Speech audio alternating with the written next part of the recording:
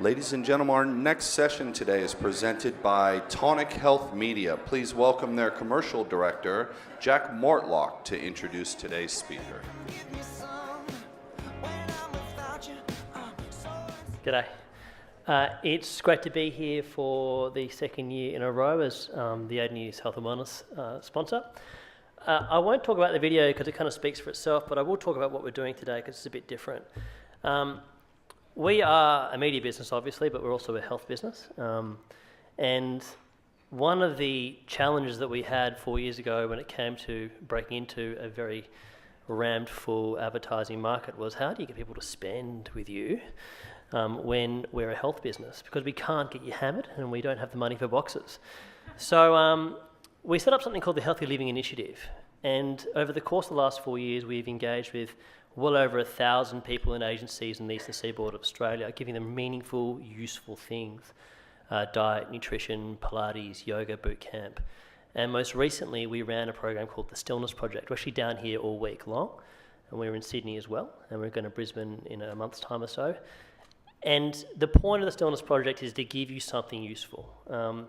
We ran a survey over the last couple of months in our waiting rooms, and 1,500 people responded, and over half said that the number one priority was stress, and then 42% said it was anxiety and depression.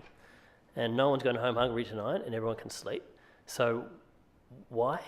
So that's what the Stillness Project is all about. It's about well-being, understanding yourself, the stress. Tom Cronin is not an employee of Tonic Health Media, he's an ambassador.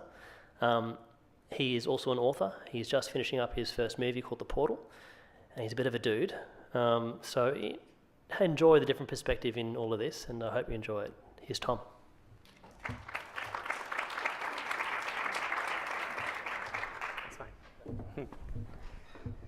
Hey guys, it's great to be here. I know this is marketing and media stuff today, but I've got only one thing to sell, and that's peace of mind. It's actually not that expensive either.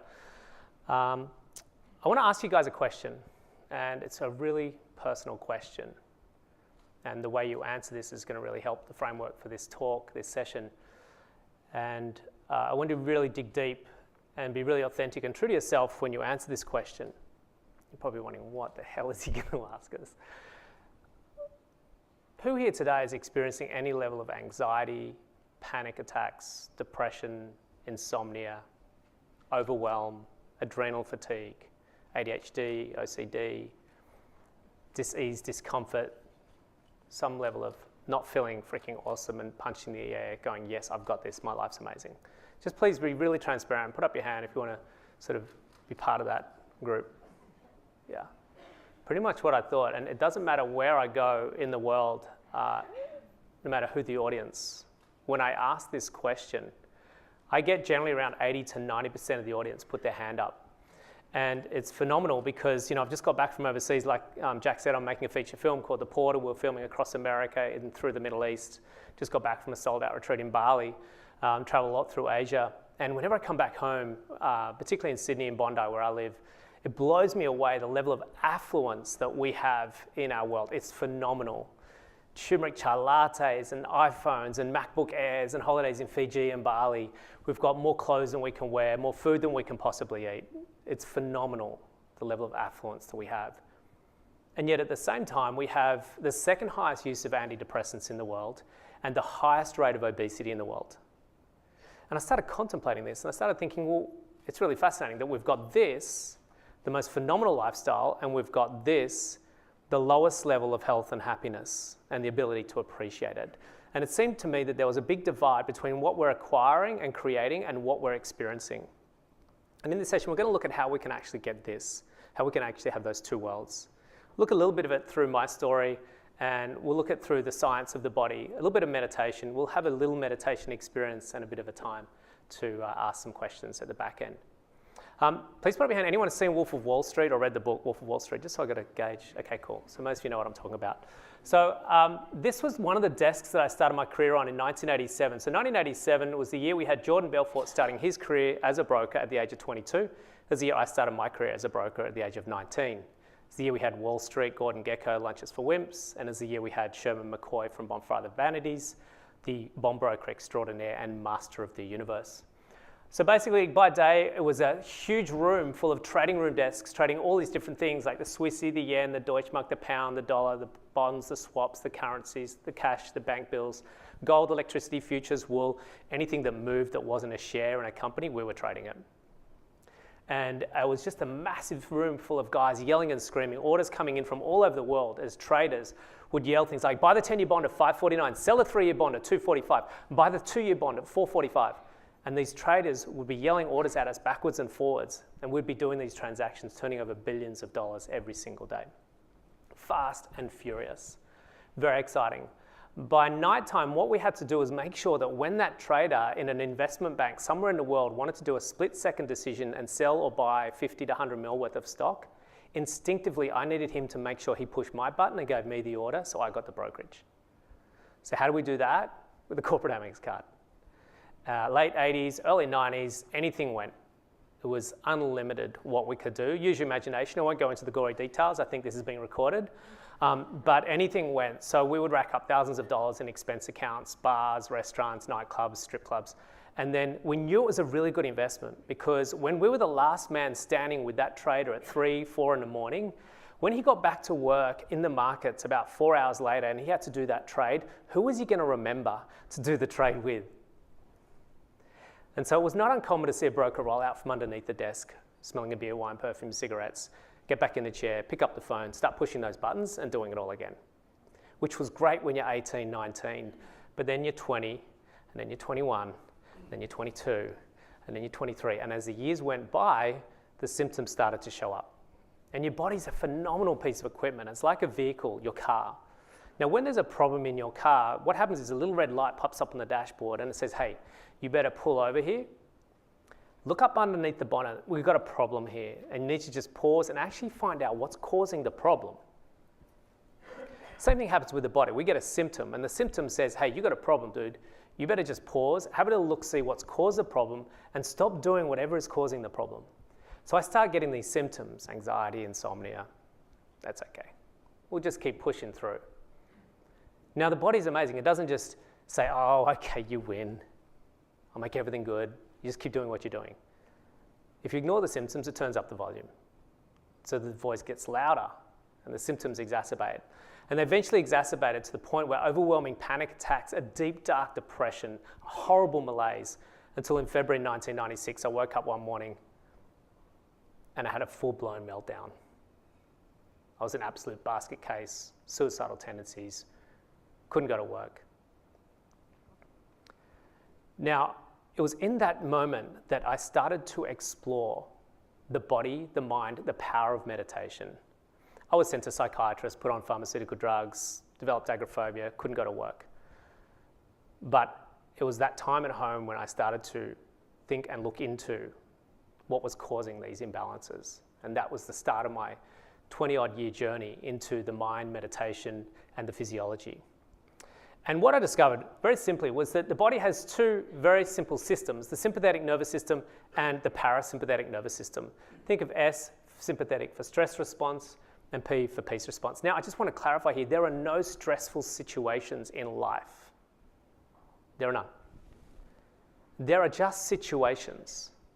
There are just circumstances. What we have are stress responses to those situations based upon our interpretation of them.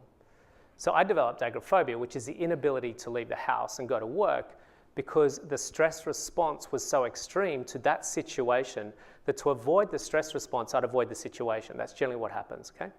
So I was having a stress response. And that's what the sympathetic nervous system's for, because when we have this marauding tribe pop out from around the rock or a saber-toothed tiger suddenly pounce in front of us, everything has to change in our body in a nanosecond. What happens when we have that instantaneous shift in our body? Our blood starts to coagulate so we don't start gushing out in case we get bitten or stabbed. And that's why we're getting a lot of heart disease. We start to see blood sugar levels increase because you've got to move really quickly. That's why we're getting a lot of obesity and diabetes. Our breath rate changes. We start storing fat cells because you might be on the run for a couple of days. You're not going to be able to stop off for a Big Mac. And you need to start conserving fuel in case you need that for a little bit later on. And that's why we're getting a lot of cholesterol. Frontal lobe contracts, that whole frontal lobe, which is the CEO of the brain, We have just primal reptilian part of the brain functioning here. No time for designing an app when you're running from a saber-tooth tiger. No time for marketing a new campaign. So we basically don't need that whole frontal lobe of the brain. We increase cortisol, adrenaline, norepinephrine, so we can move quickly. And we decrease melatonin, the biochemical to help us sleep, serotonin, the biochemical to help us feel happy, and oxytocin, the essential ingredient to feel love.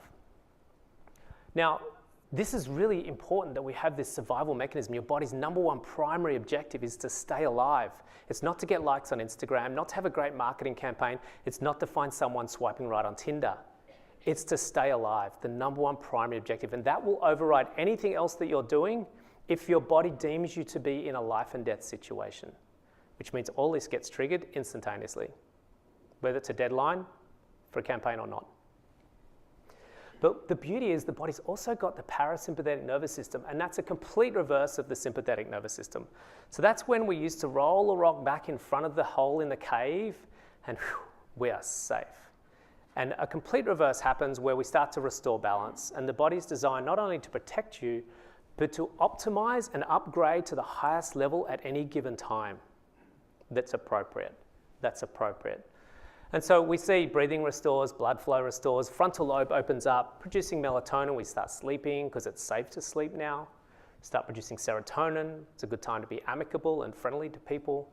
And we start producing oxytocin. We start feeling amorous and wanting to make some more babies. So all this happens when we're in parasympathetic nervous system. And this is why we're seeing a lot of companies in the world now embracing meditation and mindfulness, because there is nothing more powerful than getting us into parasympathetic nervous system state than meditation. Apple, Google, Nike, they know that they're not a bottom line. They're not a brand. They're not a logo. They're not a share price. It's simply a bunch of people that get out of bed every day. They have to manage their way through traffic, deal with their finances, their relationship, their health, and they have to get the best out of this part of their brain. That's all it is. Every decision every company's made has come from someone's brain in here, the frontal lobe. And if that is being impaired because they're stressed, then they're going to be really struggling with being a dominant, successful, creative company. And that's why these companies are all over it. And so we're seeing this dramatic shift towards mindfulness and meditation in the workplace, because everyone knows it's pure stats, it's pure science. If you're stressed, you are not going to be reaching your optimal state of health and well-being. And so we're going to look at meditation and how meditation can flip us back into that parasympathetic nervous system state. We're going to have a little meditation experience in a minute. And a lot of you, at least half, will get twitches, get spasms, start nodding off and falling asleep. All the gluten from the bread out there is going to start kicking in and knock you out, and you're going to start to have your body resetting itself. And in a very short period of time, you're going to start to notice how quickly your body can reverse the consistent state of being in a mild or extreme state of fight-flight. We haven't been able to discriminate anymore between work and play, work and home life. We've basically blended the two as one, and we're on our phone. I get texts and emails from bankers and PR agents and legal teams on Sunday nights. So we have no longer broken down the barriers. We no longer separate those two worlds, and we're carrying through our fight-flight stress response consistently round the clock into our lives, and it's causing a lot of problems. So meditation, just quickly, I put into 4 categories. Concentration, which is mindfulness and focus, focusing on one thing. It's from Buddhist sort of practices up in the monasteries of Tibet. Very challenging to integrate in our world today. Contemplation, which is intention, visualization, gratitude. We're thinking, but we're being proactive with the nature of our thoughts. Chanting, it's a bit sort of woo-woo and kumbaya-ish. We won't do it here, where we all chant out loud for about 45 minutes. Hare Hare Krishna Om. It's beautiful when you do it, but not that cool for something like this maybe. Transcending, we are going to do a transcending one. They asked me to do one of these in this session today, as opposed to the breath one, which is number 1. So we're going to do a little bit different one. We're going to do a mantra-based meditation. We're going to start by chanting a sound out loud, and this is a primordial sound. It doesn't have a meaning. And what it does is like soothing a baby's back when you're putting it to sleep. It's going to calm your mind. So we're going to say it out loud as a group. It's going to sound a bit weird at first. You're going to look around and think, is anyone else doing this? That's okay. We're going to say it softer. I'll take you through that. And eventually you're going to say it inside your head without moving your tongue or your lips, as a repetitive sound inside your head. Okay, you're just going to keep saying it without saying it out loud. You're going to say it inside your head. So basically we're using this sound to redirect our mind's attention to this one single process of repeating this mantra over and over again. Sound cool? So the best thing to do is put your 2 feet on the ground, uncross your legs, hands in your lap. Closing the eyes. And letting go of any self-consciousness, anyone looking at you, it's all good. We're just simply sitting in our chair and we're going to move our attention inward to the sound. So everyone repeating with me, Vam, Vam, Vam, Vam, Vam, Vam, Vam, Vam, Vam, Vam. A little bit softer now.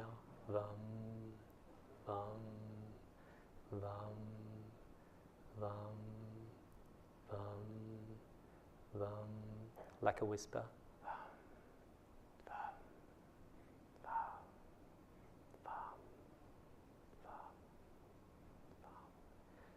And now without moving your tongue or your lips, saying it slightly inside your head as a very faint idea.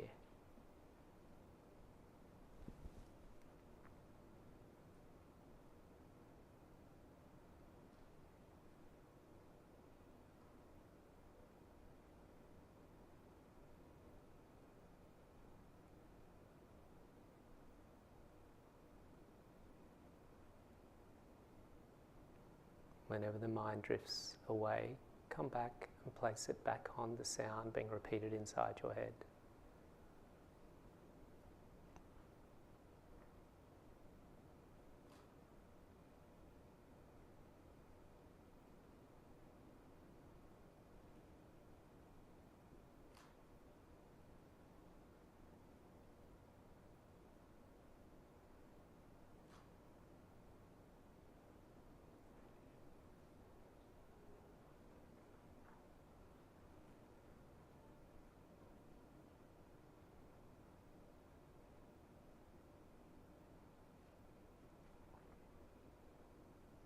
If the mind runs away, it's okay. Bring it back to the repetition of the sound.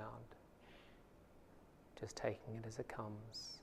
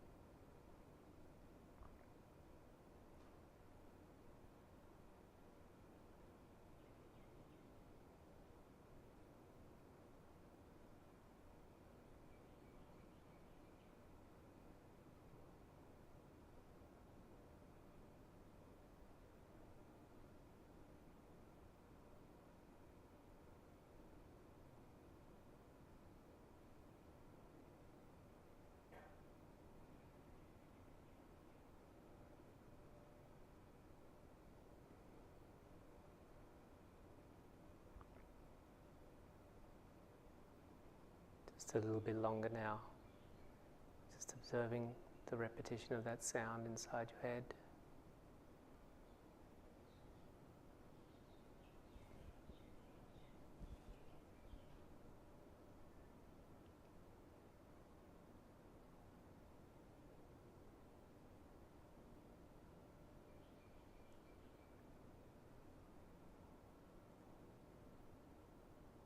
And now, keeping the eyes closed, we'll just let go of that mantra and just for a moment, keep the eyes closed, just observing any sensations in the body, anything in the mind, any spaciousness that might have opened up in the mind now. And then when you're ready, slowly opening the eyes, coming back to the room.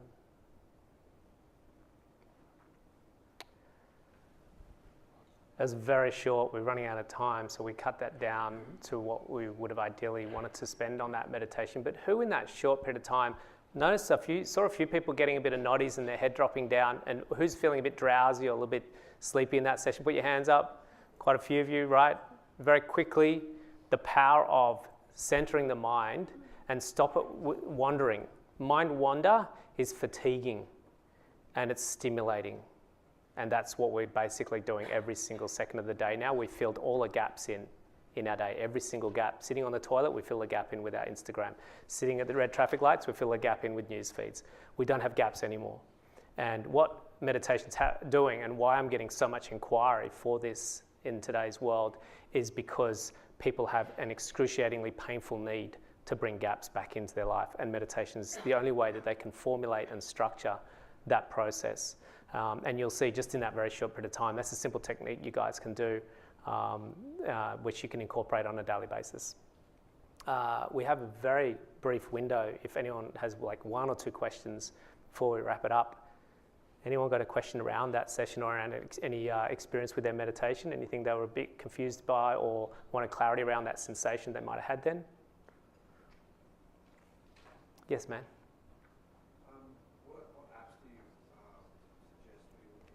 Yeah, I mean, there's a ton of apps out there these days. It's a pretty saturated marketplace. You've got your Headspaces, your Buddhify, your Calms. They're all good guided meditations. They're going to certainly get you on your way to learning to meditate. We've got an online program at Stillness Project, which is a 21-day video program. And that's, again, using a mantra-based meditation to get you deeper into the meditation quite quickly.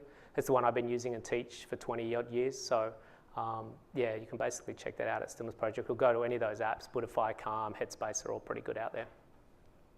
Yes?